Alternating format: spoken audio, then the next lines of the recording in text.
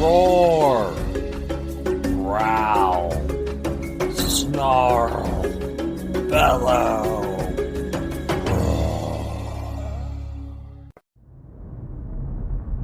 Fading.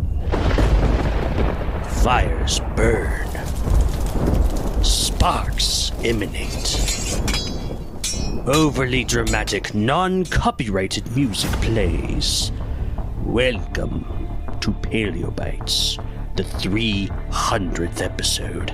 The show where every centurion of releases culminates in a preposterous display of epic farce and self-aware folly, disguised as semi-educational content about dinosaurs. Scene opens. Exterior. Lakota Formation, Early Cretaceous. We gaze upon the saurian rulers of this land. Roar,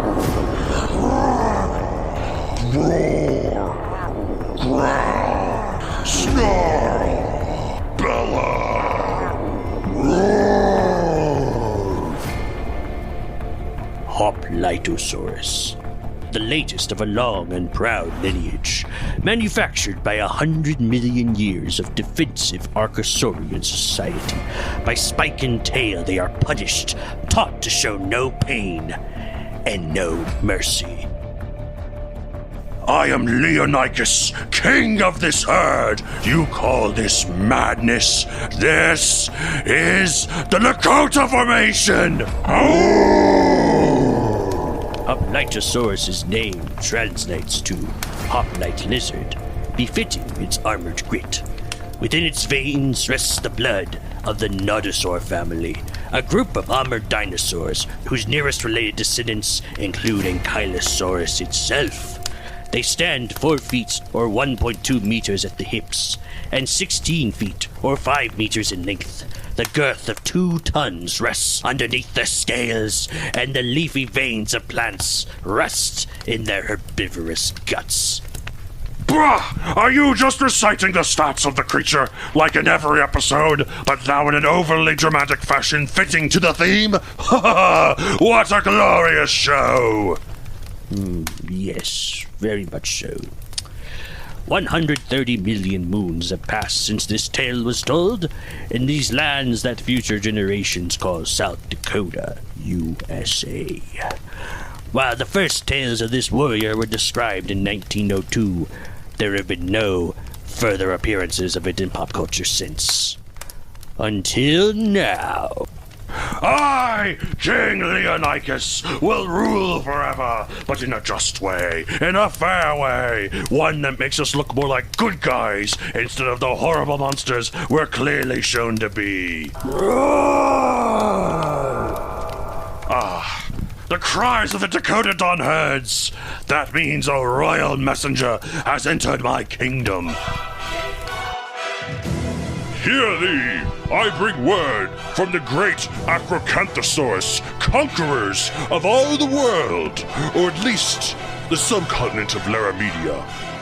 Before you speak, messenger, know that in the Lakota Formation, everyone, even a mighty theropod's messenger, is held accountable for the words of his voice. You've read our terms and conditions before clicking yes, have you not? Earth and water. The way that fossils are made, that history is written. If you value your lives over your complete annihilation, you will simply offer us earth and water, a token of the Hoplitosaurus' submission to the will of the Acrocanthosaurus. Earth and water. You'll find plenty of both down there in that big pit behind you. I hear your message clearly. It is that of a war party. This is madness.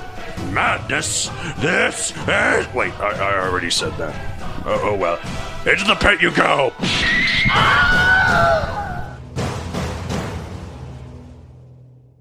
War has begun, and Hoplitosaurus is bred for it. Like the Hoplite Formation of which this dinosaur bears its name, the armor is perfectly structured to ensure maximum protection at all angles. There's the pectoral spines, shoulder-mounted swords of keratin, There's the farcical spines, guarding the flanks, each spine protecting its brother. Tall, mismatched caudal plates line the tail, and while no club adorns the tail like its later relatives, each keratinous plate was a shield, each spine a spear. Their backs were the phalanx, their tails the final volley. But is it enough to fight against the wrath of Acrocanthosaurus, foreign adversaries intending to usurp this land?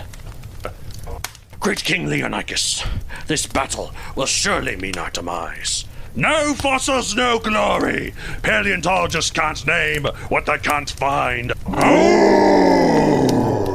My herd, ready your psych-head ferns and eat hearty, for tonight we dine in fossilized sediments preserving our skeletons for millions of years. Oh! The denizens of the Lakota Formation gathered behind the Hoplitosaurus, ready to fight, ready to die. The Dakota Dawn herd scouts the area, acting as the Hoplitosaurus's eyes. The indeterminate macronarian sauropods held their own, blocking the Acrocanthosaurus from attacking directly. The Osmachosaurus distracts the Acrocanthosaurus by hurling their useless ornithopod bodies forward as sacrifices to slow down the encroaching predators. Wait, we didn't ask for this! We can do more, I swear! I don't want to be eaten! No!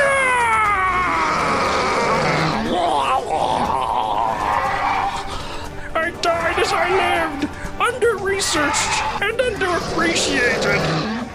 In the crevice, they funneled the Acrocanthosaurus into the Hoplite wait, ready for what they were bred to do, what they were born to do. We funneled their forces into this small canyon where numbers count for nothing. This is also why suburban houses at the end of cul-de-sacs are statistically less likely to get robbed by burglars. Just a fun fact. My king, the Osmachosaurus have fallen. They have all valiantly laid their lives to buy us time. May their sacrifice never be forgotten. Oh! We didn't ask for this! We're not cannon fodder! We're actually a distinct species of iguanodontid ornithopod dinosaur!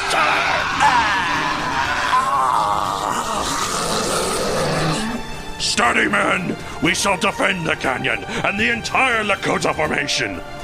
But there's a flock of migrating Leonychus pterosaurs in the air right now. Their wings will blot out the sun. Then we will fight in the shade! Move out, Hoplitosaurus!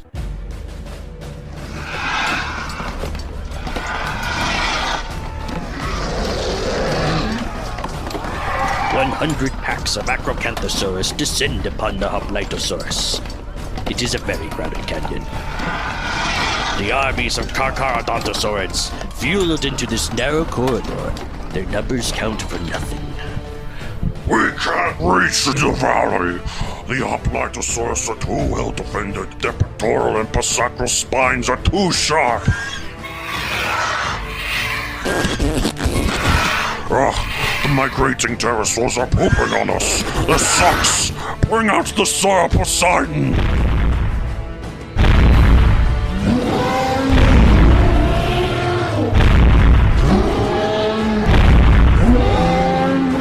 The Acrocanthosaurus send their monsters from half a continent and a few million years away.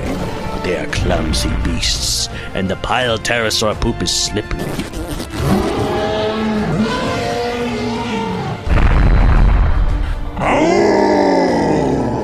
No preserved corpses! No mercy! Damn, this battle for the Lakota Formation is going great. I can't imagine this going sideways for us at all. Flashback. Yet fate had other ideas, as just before the battle, a similarly well-defended creature conversed with King Leonychus of the Hoplitosaurus.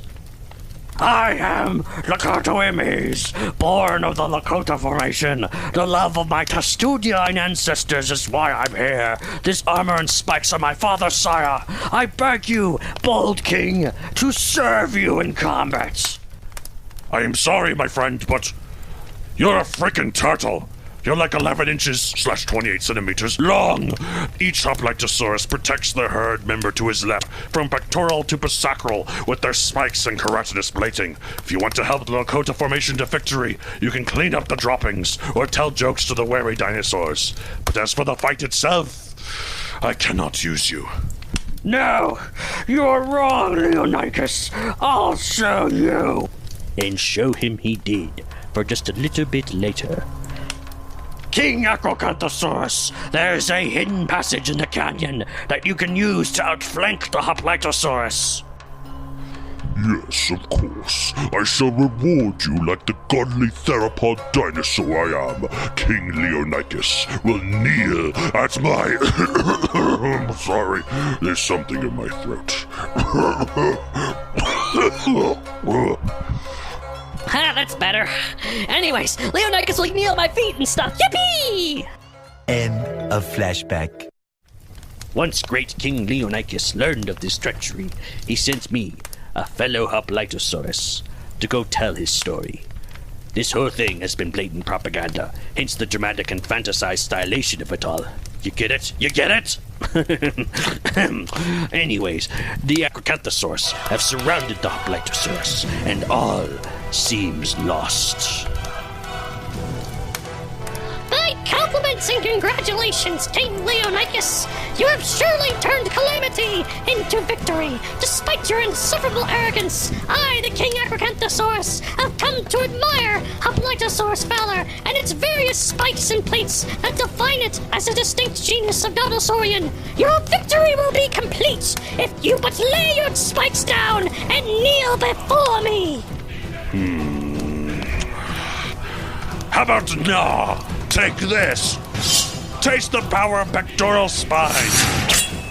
Ah, no! Those keratinous swords have sliced my ankle! I'm bleeding! I'm not a god! I mean, I didn't think I was. I just thought I was a super powerful apex predator. But still, I don't like it! Slaughter them!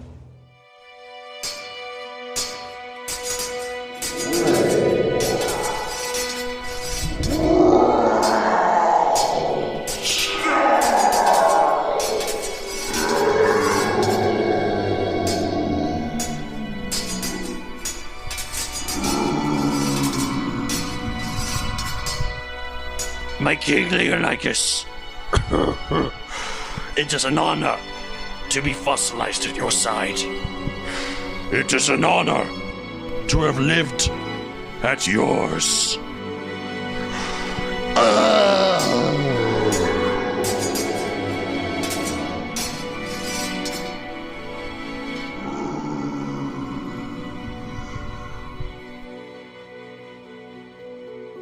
We Hoplitosaurus are said to be descendants of Scutellosaurus itself. Bold Leonychus gives testament to our bloodline. His sacrifice successfully held off the Acrocanthosaurus and kept them from the Lakota Formation. And as he and his herd of brothers died in the sediments, he said to me, "Remember us." That was his hope. Should any free soul come across this place, in all the countless geological periods to be, may our voices whisper to you from the ageless stones, "Go tell the creatures passerby that here by nodosaurian law we fossilize."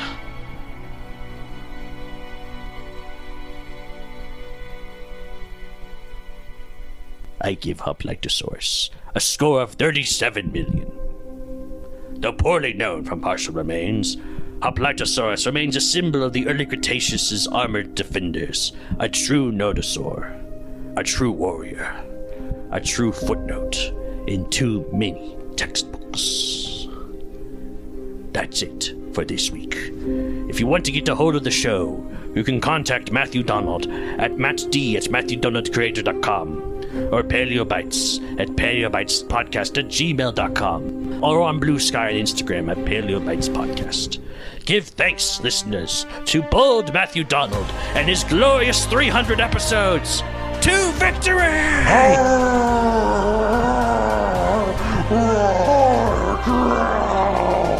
Snarl bellow! fade to black. Thanks for listening. If you want to further support the show, you should subscribe to my Patreon at patreon.com/MatthewDonald, where you can get ad-free episodes and you can get the raw, unedited episodes. So go and check it out at patreon.com/MatthewDonald. Thank you so much for listening and have a good day. Chomp.